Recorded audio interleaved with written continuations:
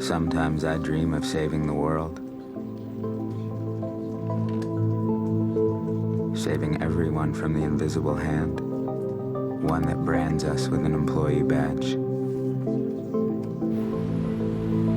The one that forces us to work for them. The one that controls us every day without us knowing it. But I can't stop it. The invisible hand is a common metaphor for the power of capitalist markets. The power they wield over workers, governments, indeed everyone under capitalism. It permeates our society, controlling everything from the food we eat and the media we watch, to the way we work and what we can do with the time that's left. Where does this power come from? What is it exactly? And how does it work? One of the most penetrating thinkers to answer these questions was Karl Marx.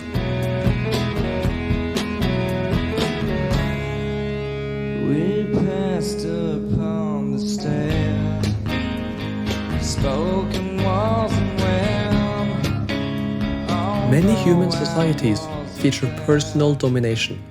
It's fairly transparent how a baron has power over their serfs or masters over their slaves. The power, the visible hands that such masters wield over their subjects, is clear to see, and it's clear how this makes people unfree. You can't direct or control your own life if someone else has such power over you.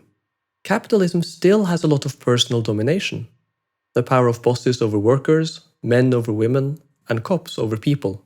What's new in capitalism is the impersonal domination wielded by market forces themselves, the invisible hand of the capitalist market. For Marx, capitalism is a matrix of social relations, which is continually produced and reproduced through economic activity.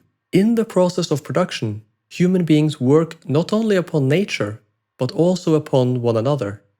They produce only by working together in a specified manner and reciprocally exchanging their activities.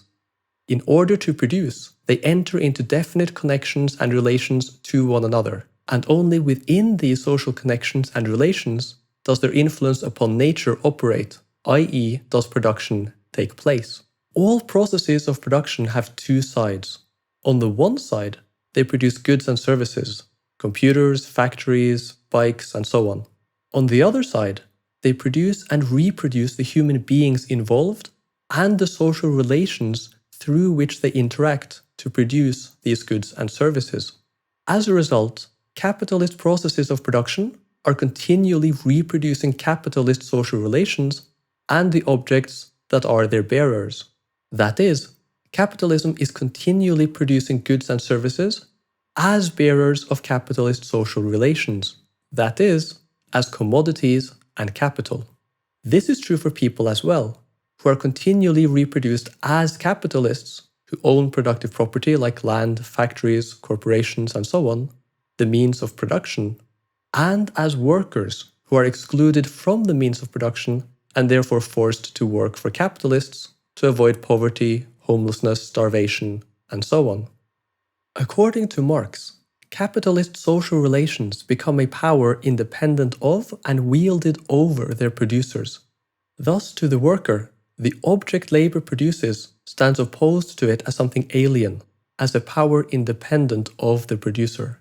It becomes alien to him and begins to confront him as an autonomous power, that the life which he has bestowed on the object confronts him as hostile and alien. The object becomes an alien object that has power over him. The more the worker produces, the more he falls under the domination of his product, of capital. The of capital part here is vital. This is not about stuff, it's about power. The products that dominate us aren't the things that are made in themselves, but the social relations they are the bearers of. This too is something that Marx keeps coming back to in his later works.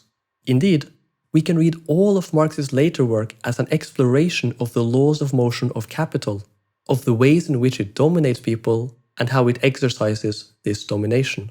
Thus, he points out in Volume 1 of Capital how, under free competition, the immanent laws of capitalist production confront the individual capitalist as a coercive force external to him, and about the contrast between the power of landed property based on personal relations of domination and servitude on the one hand, and on the other, the power of money, which is impersonal.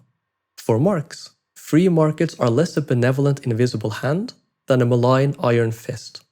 The power these social relations wield over us make us unfree and thereby restricts our ability to develop and flourish. It hasn't always been this way. These impersonal forces don't exist outside of capitalism's competitive markets, so they don't exist in feudal societies or under different systems of planning. Nor were these relations freely adopted by most people. They were violently forced upon most people by wealthy, powerful, and privileged elites. Historically, this required a lot of violent state action to impose, and an important part of the brutality involved in imperialism and colonialism consisted in forcing capitalism on unwilling people. This is why Marx writes that the history of capitalism is written in the annals of mankind in letters of blood and fire. An important part of this was creating the mass of poor and propertyless workers that is necessary for capitalism to exist, and that many people today simply take as given. This is essential for forcing people to work for capitalists. People are forced to work for capitalists because they have no reasonable alternative to doing so.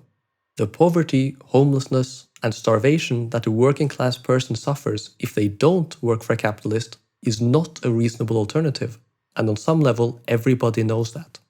That's why welfare states are rigged to make it as miserable as possible to be unemployed and as hard as possible to get the social security you have a right to. They do it because they're scared that if they don't threaten and force people enough, they'll prefer to do something more valuable to themselves and society than serve their capitalist overlords. Sometimes individual capitalists forget this, with some amusing results. Here's an example from Volume 1 of Capital. A Mr. Peel took with him from England to the Swan River district of Western Australia means of subsistence and of production to the amount of £50,000. This Mr. Peel even had the foresight to bring besides 3,000 persons of the working class, men, women, and children. Once he arrived at his destination, Mr. Peel was left without a servant to make his bed or fetch him water from the river. Unhappy Mr. Peel, who provided for everything except the export of English relations of production to Swan River.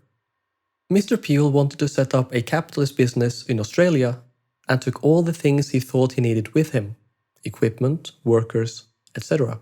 But he forgot that once they got there, the workers weren't excluded from the means of production anymore.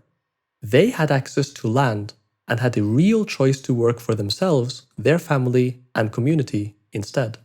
So they did. But how can you be dominated by a social relation if you have the same legal rights and freedoms as everyone else, and there's no single person who has that power over you? What makes being dependent on the capitalist market any different than just being dependent on society, as all human beings are? Marx is well aware that this is how things often seem under capitalism. One of the most insidious aspects of capitalist domination is that it often appears as individual freedom. Indeed, much of liberal ideology is designed precisely to mask capitalist oppression. Marx writes that, in the developed system of exchange, individuals seem independent, free to collide with one another and to engage in exchange within this freedom. But they appear as such only for someone who abstracts them from the conditions of existence within which these individuals enter into contact. These objective dependency relations also appear in such a way that individuals are now ruled by abstractions.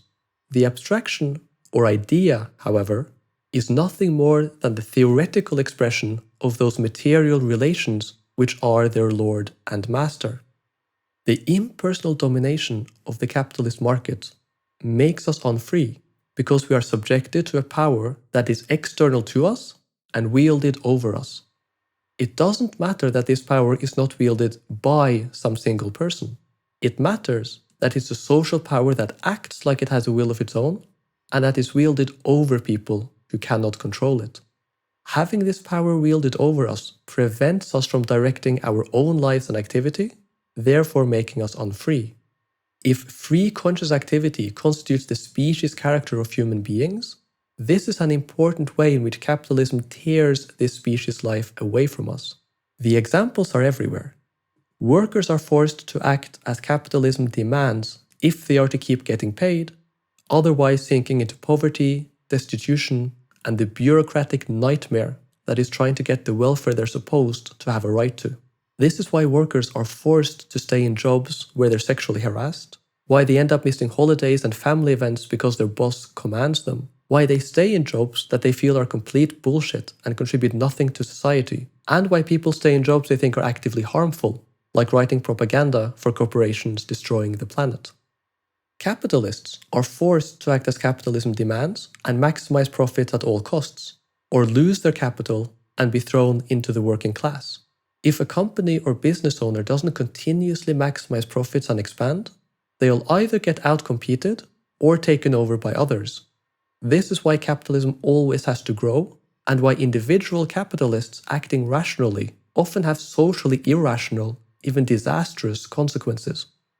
Have you noticed that even when capitalists do set up factories and so on that pay workers better than average and take care of their needs better, their experiments never last and they return to normal fairly quickly? That's why. It's also why capitalism is inherently undemocratic. It doesn't matter if everyone in society wants higher wages, decent jobs, or global warming to stop so that millions, perhaps billions of people don't die and most of animal life as we know it doesn't go extinct. So long as such externalities don't affect short-term prices and profit-making, capitalists will do nothing to save us for as long as they can, no matter what the cost to life on this planet. This does not mean that these things are inevitable under capitalism. It means that only governments and social movements can force a capitalist economy to do otherwise, and it means that capitalist corporations will fight tooth and claw against them. So far, we've seen how capitalism dominates us and is therefore inherently unfree and undemocratic. To change this, we need a real social force and movement that can fight it, like radical unions. To understand what they are up against, it's not enough to just understand the impersonal power of capital and how it shapes capitalists' actions. We also need to understand its effects on the lives and experiences of workers, the workers who will resist capitalism and fight for a better world. As capitalism grew and expanded, it reshaped relations in the workplace and how we work, one of the most important parts of human life. Where feudal peasants largely organized their own workdays, capitalist workplaces, from factories to offices, developed the discipline of a boot camp or chain gang, where as much as possible is controlled, monitored, and surveilled by bosses. This in turn means that workers' freedom in one of the most important parts of their life, their working life, was much reduced. One of the most important aspects of socialism is understanding, resisting, and overcoming this unfreedom. In this episode, we saw how capitalism is a system of impersonal domination. In the next, we'll see how it dominates one of the most important parts of human life, our working life. We will look at Marx's views on domination in the workplace and alienation from labor. Thank you for watching. There is also a playlist that's linked in the description and in a pinned comment below if you want to watch the whole of this series even more conveniently. Please like, share, subscribe for more of our stuff. Click on the notification bell if you want. If you have any questions or comments, please put them in the comments and we'll try to answer them either there or in a Q&A video. Have a good day.